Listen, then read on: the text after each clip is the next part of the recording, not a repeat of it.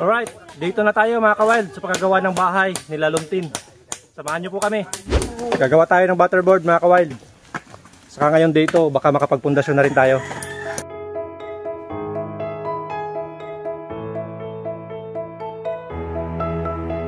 Ito po si James, saka si Jude. Gumagawa sila ng butterboard. Ito po si Joe. Nag-uukay siya ng pundasyon. Si Jay at si Buds. Sila naman yung maghahalo ng simento at buhangin.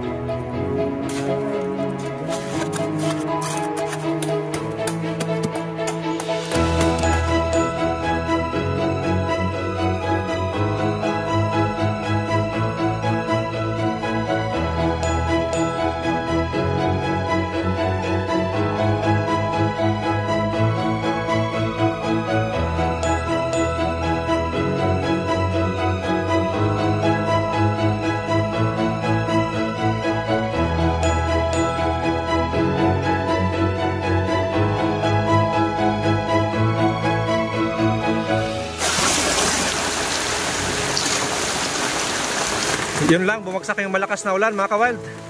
Kaya nagpayong po si James, nagpaulan na si Jay. Si Joe naman naroon. Mabuti may dala siyang kaputi. Sana tumigil agad.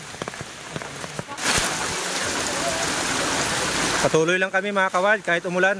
Hindi pwedeng tumigil kasi baka tumigas yung halo. Pero pagkaubos ng halo, titigil na rin po kami.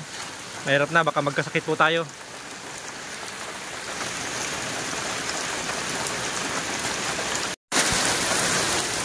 Lamig na si Jay. Lamig na si Jay mga ka-wild. Mahirap niyan, baka bukas hindi natin siya makasama. Baka trangkasuhin.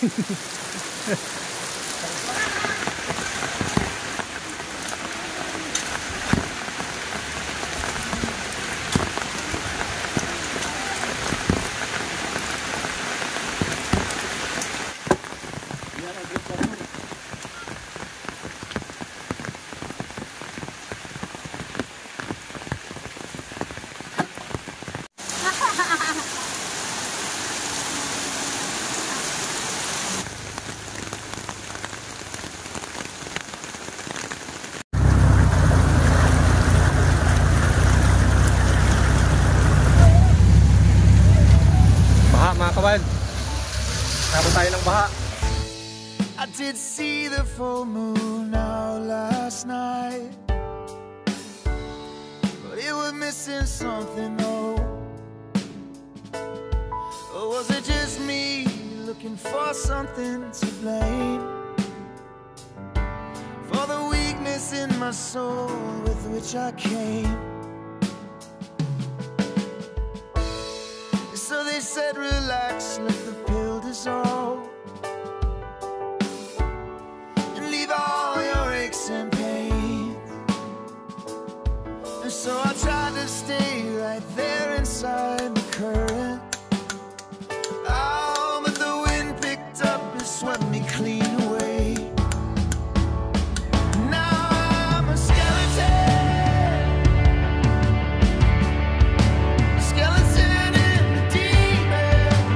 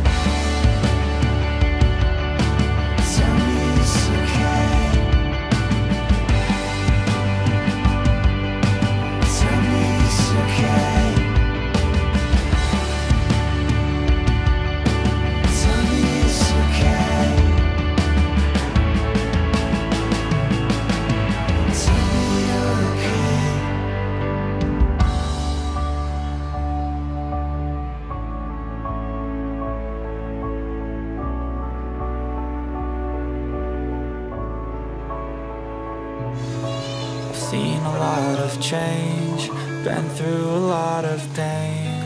Some things are not the same as they were a year ago, but all will be okay. I move on each and every day. The past is where it stays, way back a year ago. I've changed for the better this time. I thought I would never be fine.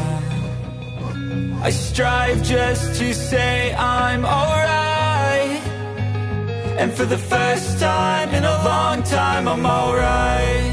I've seen a lot of change, been through a lot of pain. Some things are not the same as they were a year ago, but all will be okay. I move on each and every day. The past is where it stays, way back a year ago.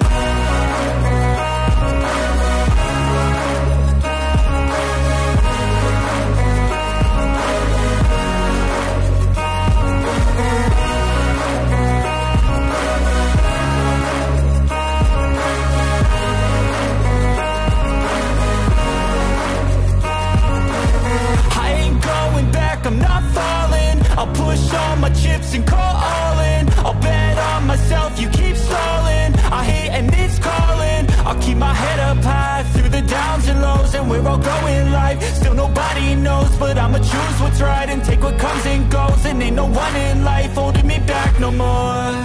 I've seen a lot of change, been through a lot of pain. Some things are not the same as they were a year ago, but all will be okay.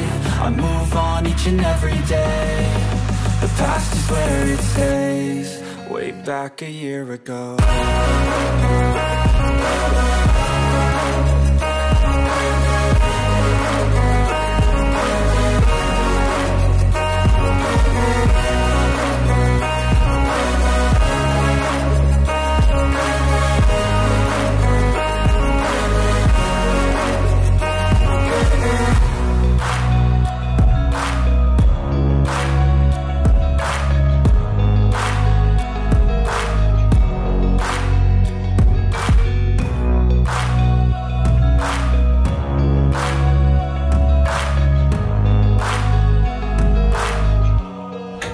Back a year ago.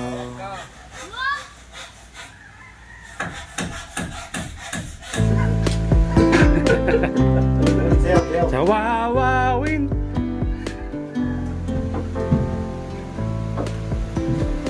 Suway. Panalog. At syempre, hindi lang yan. Ano pa yung 300 watts solar panel para walang problema sa ilaw. Hoy, dalawa yan mga kawire.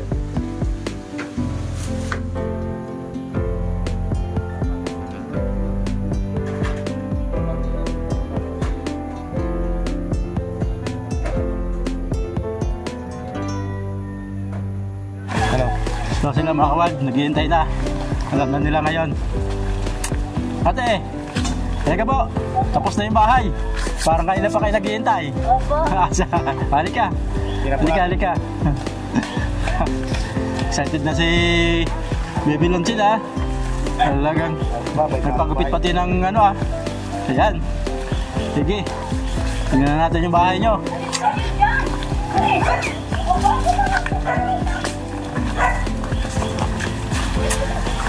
Oh, ayan na. Ano yung bahay ni Lonchil? Gandang-ganda naman ang pentora. Ano ng bahay? Ayun. Ayan. Sige, para marinig si... So, ayan to, ito na. Ito na yung bahay na pinagawa sa inyo ni Sir Erwin. Ano? At sa wakas, hindi na kayo makikitira. Ano? Kasi may sarili na kayong bahay. At isa pa, hindi yan yung bahay na tutuluan kayo. Mas magtulog kayo dun sa malapit sa may lupa. Ano? Ito na. Ito na. Ito na yung pinakaregalo ni Sir Erwin. Sir Erwin, Ito na yung pinakaregalo ni Sir Erwin. O, ito na oh. Tig-isa daw kayong susi dapat.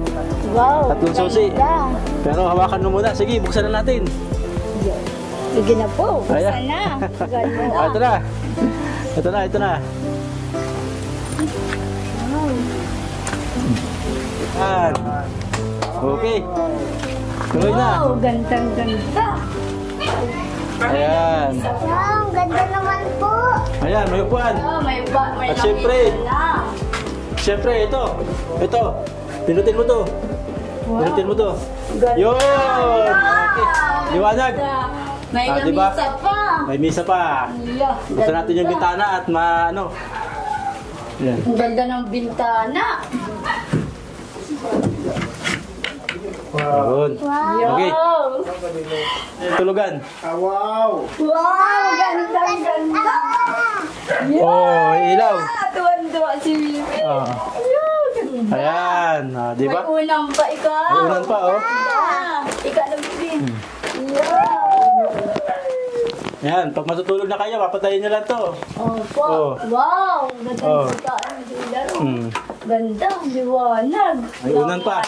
Ay, gana si Bibi dito mamayang gabi. Ganda. Hmm. Yeah. May kumot ka pa. Oh. Nagustuhan nyo ba yung kulay ng sahig? Ganda. Tingnan nyo yung kulay ng sahig. Nagustuhan nyo ba yung kulay? Opo. Ayan. Ganda po. Hmm. So ito, sa wakas, maraming salamat po Sir Erwin Santiago sa inyo pong kabaitan. Napakabait po ninyo at napakabuti po ninyo dahil sigurado po ako na bago nyo po yung buhay nila. Nagkaroon po sila ng sariling bahay, komportable at sariling bahay. Isang bahay na hindi na sila matutuluan, hindi na sila matatakot sa masamang panahon. At isang bahay na dito na sila mag-uumpisa ng kanilang bagong buhay. Dito na mag-aaral yung kanyang mga anak. Dito na ito lalaki. Si Lonchin. Ayan. So maraming salamat po, Sir Erwin. Napakabuti po ninyo. Ayan. Yung inyong bagay ng mga gamit, Darumat. gamit na pagkusina. Ayan, plato, kutsara. Ayan. Pero pwedeng maglagay dito sa ilalim. Opo. Ayan, siyempre may lamisa. Kasi siyempre pagkakain kailangan ng lamisa. Ay, opo. Ayan. Opo, bebe. Dahil dyan, ilagay na yung lechon. Ah, di tayo nakadala? Chocolate na lang. Chocolate.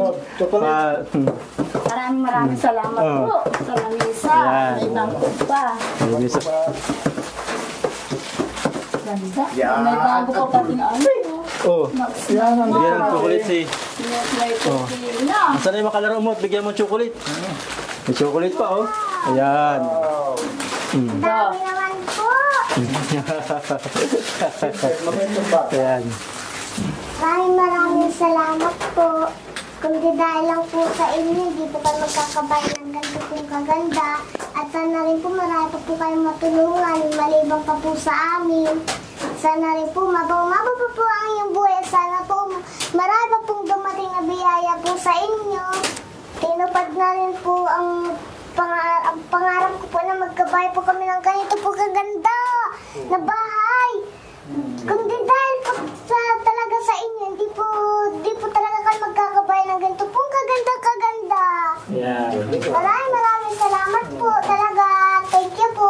Siyempre, kung hindi dahil sa kasipagan mo, hindi rin matutuwa yan si Sir Edwin na magpabahay. Kaya salamat din sa iyo sa kasipagan mo. Sa pagiging mabuting bata, pagiging mabait, matulungin. At siyempre, yung pagiging mapagsakripisyo mo kahit minsan hindi ka nag-aaral. Kaya salamat din sa iyo kasi napakabuti mong bata at napakabait. Ayan. At yan nga, narinig ko noong unang punta namin sa iyo. Pag nakakita ka ng magandang bahay, naiinggit ka. Sabi mo, sana magkaroon ka din ng ganung bahay. Opo. Di ba sabi mo sa amin? Opo. Nakita ka nung pinagawa ang bagong bahay. Sabi mo, sana magkaroon ka din ng ganung bahay. O ayan na, tinapad na Sir Erwin. Siguro, nakarating kay Sir Erwin yung matagal mong panalangin na magkaroon ng bahay. Napakabait niyo po, Sir Erwin. Maraming salamat. Sige, te. Marami pong salamat sa inyo pong lahat, sa pagtulong po ninyo. Ako po ay nagpapasalamat unang-una po sa mahal na Panginoon at natupad din po ang aking panalangin na magkabahay na ganitong kaganda. Gandang-ganda po, talaga po. Marami pong salamat po sa inyong pagtulong po ninyo sa amin dito. Natupad din po yung pangarap namin na magkabahay ng ganito. Maraming salamat po at sana po pagpalain pa po kayo ng may kapal at humaba pa po ang inyong buhay. Kasama po ng inyong pamilya. Maraming salamat po at thank you, thank you. Hindi ko po kayo makakalimutan habang ako'y nabubuhay. Maraming salamat po at thank you po. Marami po din po salamat dito po sa katulad po ninyong mga Kuya James. Kayo po mga nagawa ng bahay. Marami pong salamat po sa inyo. Sa tulong ninyo. Kahit po masama ang panahon, pumupunta pa rin po kayo dito sa amin para magtrabaho ng bahay. Marami pong salamat po sa inyo. Sa inyong lahat na tumulong sa amin. At sana sa sponsor po nagbigay po sa amin. Maraming pong salamat po sa inyo. Sana po pagpalain pa po kayong ng mahal na Panginoon. At marami pa pong biyaya ang dumating sa inyo. Marami pong salamat. Hindi ko po kayo makakalimutan kahit kailan. Salamat po. At lagi ko po kayo ipagdarasal ang inyong kaligtasan. Marami pong salamat sa inyo. Thank you po. Thank you po. Salamat po talaga po. Salamat din natin at na-appreciate nyo yung ginawa ng ating sponsor. Opo. Kasi bihira po, sa totoo po, bihira po yung mga tao kagaya ni Sir Erwin na hindi niya kayo personal nakakilala, kagaya ng mga sponsor namin, kahit di nila kakilala yung mga tao tinutulungan nila, basta ang gusto nila, may alis sila doon sa ganong nakakalungkot na sitwasyon ng buhay. So ayan, dinapad ni Sir Erwin yung matagal niya ng gusto na magkaroon ng maayos na bahay, na kapag pumunta yung mga kakilala nyo, kaibigan, mga classmate nito, hindi na kayo mahihiya, ano? Tuwan-tuwa nga po ako. Maraming salamat po talaga. Diyos ko. Sa tulong po ninyong ibinigay ninyo sa amin. Kasi masaya po ako at nagkatayo kaming bahay dito mag-irina. Kayo lang po pala po ang pag-asa namin para magkabahay naman ganito. Maraming po salamat po sa inyo. Lalo po sa inyo, Kuya. Maraming salamat sa inyo. Ano naman natin? Kami, masaya kapag nakakita kami ng tao na matugunan yung pangangailangan nila. Po, maraming Kaya salamat. sabi mo nga, kahit maulan, may bagyo, masama pa na kung pumupunta kayo. Kasi alam namin na habang tumatagal, mas nahihirapan kayo sa sitwasyon nyo. So kami naman, nahihirapan din. Pero alam namin na yung sakripisyo namin. Panandalian lang, kapag tapos ng maghapon, di tapos na. Basta ang mahalaga, gusto rin namin, mas maaga matapos yung bahay na ginawa namin para at least mas maaga nyo mapakinabangan. Kaya yan, tapos na sa wakas. So, masaya din kami at muli, nagpapasalamat kami kay Sir Erwin Santiago. Nagpapasalamat kami kay Sir Erwin Santiago dahil napakabait po ninyo, Sir. Sa po kayong matulunging tao na tumutulong kahit sa mga tao na hindi nyo kilala na nagangailangan. Napaka-bait po ninyo. Maraming salamat. Maraming pong salamat po. Ingat po kayo palagi dyan. Ito nga po pala si Liit ay yan, medyo bumubuti na yung kalagayan niya pero gaya po ng sabi ni ate. Meron pa po, malaki pa po ang tiyan ko. Kailangan po itong pa-ultrasound pa po. Dahil meron daw po siyang Meron po pong ano po yun sa yung ano pong operando. Ito para pong tumor po ito. Matres. Pumunta na pala kayo sa OB. Opo. Kailangan pa po itong ultrasoundin sa OB. Kamusta ka, bebe? Kamusta ka? Okay ka lang? Ayan. So, sa regalo sa iyo? Nung una namin siya makita, mga ka-web, nung una namin punta, nakita namin ganyan na yung kalagayan niya. Totoo, di lang namin binati kasi di namin alam. So habang nagagawa kami ng bahay dito, napansin namin na nanatiling malaki yung tiyan niya. So yun nakwento sa amin niya ate, nagaling pala sila sa OB, sila man nagtataka din. Kaya pina-check up nila. Ayun pala yung mayroon po siyang tumor sa matres. Yun po yung kailangan nilang harapin ngayon ng mga problema. At least nabawasan na isang problema. Nagkaroon sila ng bagong bahay. Pero maharapin na naman nila yung bagong problema. Pagpapagamot ulit kay... Ito na lang po ang iniisip ko po. Dati po, wala siya sa sarili. Pero yun pala ay dahil mayroon siyang stress. Yan nga, pagkakasakit sa kanyang matres. Nakalungkot po, napakabata pa niya nila. At yun yung kailangang harapin nilang bagong hamon. Sana po, maharap nila ng matagumpay. Salamat sa inyo muli. Muling bumalik po kayo sa amin. Sa muling pagbabalik. Maraming salamat po, Otro. Bye-bye. Ingat po kayo. Thank you. Ingat po kayo sa pag-uwi. Maraming salamat. Bye-bye. Thank you po muli. Thank you. Maraming salamat ulit.